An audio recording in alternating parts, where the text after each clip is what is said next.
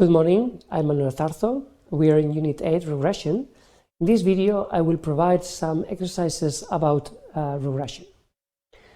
So this is one exercise that was a part of the exam of the year 2019. Let's imagine that we have a company that produces breakfast cereals. The company wants to study the relationship between the sales as a function of the expenses on TV advertising. Okay, imagine that we have both variables measured in 1,000 euros. Then we carry out a study by collecting the monthly values of the last 21 months, and we obtain this plot. So what would be the independent variable x and the dependent variable of y? Well, we have to think. Does it make sense to say that the expenses are a function of the advertising, or is that the advertising a function of the expenses? I think that it makes a lot of sense that the sales are a function on the expenses on advertising. Well, the following table of linear regression was obtained with the stack graphics appearing in this slide that I will present next. So the question is, what is the amount of the variability of the y explained by the other variables which are not the monthly expenses? Okay, for example, price, amount of sales. Okay, we can have other variables apart of this one. So what would be that variability? Well, this is the summary table of the ANOVA. Okay, and then we can compute the r squared. The r squared by doing the sum of squares explained by the model divided by this total sum of squares. Okay? The interpretation of the r squared is the amount of the variance of the y explained by the model. As the question was, what was the amount of the variance of the y not explained by the model, that would be the complementary value, 1 minus that ratio. There.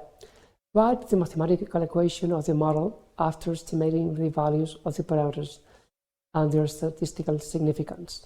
Okay, well, we have to go here and look at the p-value. Both p-values, the p-value associated to the intercept or constant and the p-value associated to the slope, both of them are very small. They are much lower than alpha. In this case, alpha is 5%. Then we can say that both coefficients are statistically significant, which means that both can be considered as different from 0 at the population level. Okay? Then, once we know that the coefficients are different from 0, we can build the mathematical equation of the model.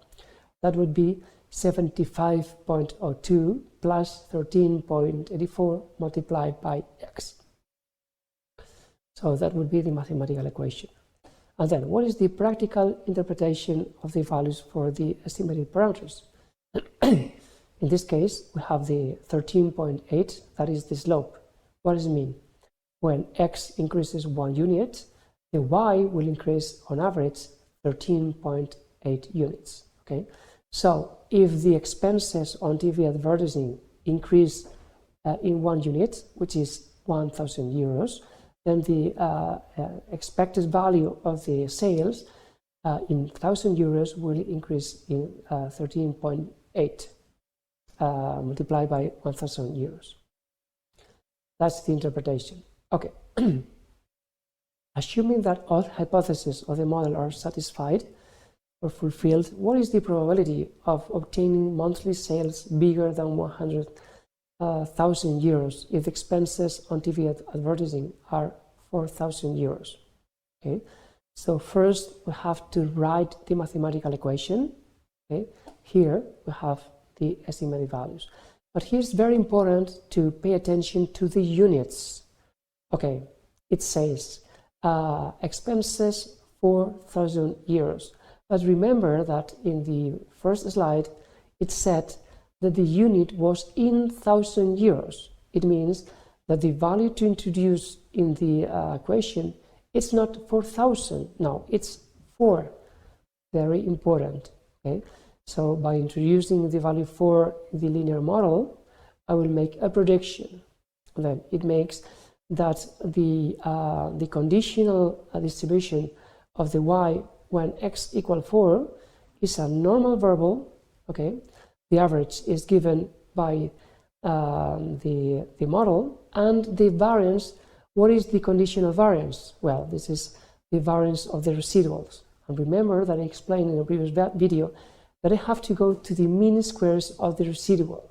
Okay, the mean squares of the residual. This is the variance of the residuals. Okay, so that is the value that we should use here to make this calculation. Okay, to make this calculation of the probability. Okay, we need an average. The average is given by the model, and we need a standard deviation. The standard deviation is the square root of 38.33. Okay.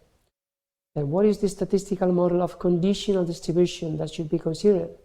Okay, the model is a normal distribution, as I was explaining, a normal distribution with an average given by the model by substituting x by 4, and the standard deviation is the square root of 38.3.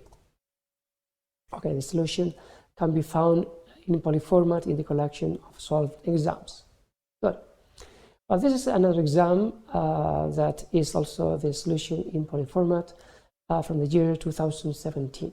A small business with a printer wants to study the relationship between the time required for printing a document and the time and the number of pages in the document. It makes a lot of sense. If the document has a lot of pages, the time will be higher. So also we expect a strong positive correlation between x and y. So for this purpose, we take a sample of documents that have been collected, and we have in that sample the number of pages and the time. Okay, so based on that, we have we have n, the number of observations is 75, and then we have the average of the x, the average on the y, and also have the matrix of variances covariances. Then remember that the elements in this matrix, so this is the variance of the x, this is the variance of the y, and this is the covariance. This is the covariance. Okay, so now we have the solution, the table provided by Graphics, but here in this table, some of the values have been left blank, so have been omitted, because you have to be able to compute the estimated value of the residuals. Okay, you have the formulas in the math tables, the formulas to estimate the slope. So first we estimate the slope, and then we can estimate the constant. Okay, to estimate the constant, we need the slope, and also we need the averages values, which are given here. Good. So also we can calculate the correlation coefficient. Okay, the correlation coefficient is the correlation coefficient can be computed according to the slope, which is here, and according to the covariance and the standard deviations. Okay, so what will be the aspect of the scatter plot depicting x and y? Well, so if the value, so we have to compute the correlation coefficient. Okay, first here, if this correlation coefficient is high, if it is close to 1, okay, then the degree of correlation will be strong, and then this scatter plot will reflect like a tight degree of relationship. But if the correlation coefficient that we get is not so big, that would imply like a moderate correlation, and so we should draw a scatter plot with a much higher degree of variability of the points with respect to the line. Okay, and also estimating the parameters of the model that predicts. Okay, so this is based on the formulas that are contained in the math table. Also study the statistical significance of each parameter. Okay, it's based on the table that you have here. Okay, based on the t statistic, the constant. As the p-value is very small, okay, we can say that this value, this estimated value of the constant, can be considered as different from 0 at the population level. So the constant is statistically significant. And Remember that in a previous video I explained that in simple regression this p-value was the same as this p-value. Okay, then as this p-value is so small, so again the slope is statistically significant, we can say that it's different from 0 at the population level. Okay, so that would be the study of the statistical significance. And so finally we can write the estimated equation once we have estimated the parameters. So once we have the equation, we can use the equation to make a prediction. Okay, according to the proposed model, what in time, what is the value of the y that is expected on average for a document containing 6 pages.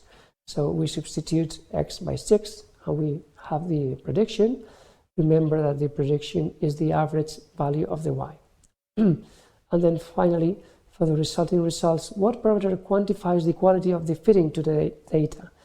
That is the coefficient of determination, or in simple regression, it's the r squared.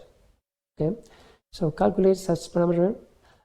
It can be computed based on the equations that you have in the math tables and provide an interpretation. So r squared is the proportion of the variability of the y explained by the model. Okay, and finally, the residual variance is the mean squares of the residual appear in the table, and the interpretation is that it's the variance of the residuals. Okay, so the solution for this exercise is in polyformat. I have just tried to provide a rough explanation, but you can find the detailed solution in the collection of solved exams in polyformat. Well, okay, then this is another exercise of June 2017. So we want to study a certain database where we have the mean load of a system which has been recorded by measuring the number of queries per minute. This is x, and the y is the mean response time in seconds. Okay, so we know the average of the x, the average of the y, we know the standard deviations, and then we know the correlation coefficient, which in this case is high. So write the model that is able to estimate the y as a function of the x. Well, so you have to apply the equations that you have in your math tables. Okay, the b is a function of the correlation coefficient and a function of the standard deviations. What is the interpretation of the estimated value of the slope of this case?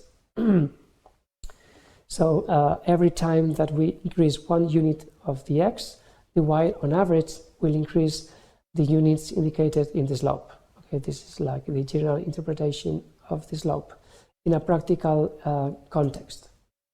Calculate the coefficient of determination. It's very easy because we just take 0.9 and then we make this value squared. What is the practical interpretation of this parameter? It's the proportion of the variability of the y explained by the model. It's always the same. Okay, if certain day the load was equal to 7, what is the probability of obtaining a mean response time bigger than 5? Okay, so the conditional distribution in this case follows a normal model that has an average and that has a standard deviation. The average is computed by obtaining the mathematical equation and making x equal to 7. Okay, so that is the average for the conditional distribution. And the standard deviation is the standard deviation of the residuals, which is obtained applying the equation that is also in your math tables. Okay, the solution, the detailed solution step by step is in the collection of solved exams of polyformat. Okay, and then there's another exam, June 2017. During a period of 5 years, it was found that the correlation coefficient between the number of sex people with a cold recorded weekly in a city and the amount of beer sold is minus 0.82. Okay, negative. This study seems to suggest that beer consumption helps to prevent colds. What do you think about this statement? Okay, so remember that in a previous video I talked about cause-effect relationship, I also talked about a partial dependence and so on. Okay, so you have to think, is that a cause-effect relationship? Well, I think that it's clear in this case that the answer is no. It's not a cause-effect, it's a partial dependence. Okay, so this kind of statement does not make sense. So the study has also calculated the correlation between the amount of beer consumed during the first week of August by 25 families and 25 families from a neighboring city. In that case, the correlation coefficient was positive. What would you recommend about the calculation of this correlation coefficient? Well, the answer is it's wrong. It does not make any sense to compute the correlation coefficient in this case because the individuals are different. I have 25 families from one city and 25 families from another city. Okay, it's two one-dimensional variables. Okay, in that case, it does not make any sense to compute correlation coefficient. It should be 0. It's very strange that by random we got a positive correlation coefficient. Okay, that calculation does not make any sense. Okay, the solution again can be found in poly format. And here I finished these exercises about regression.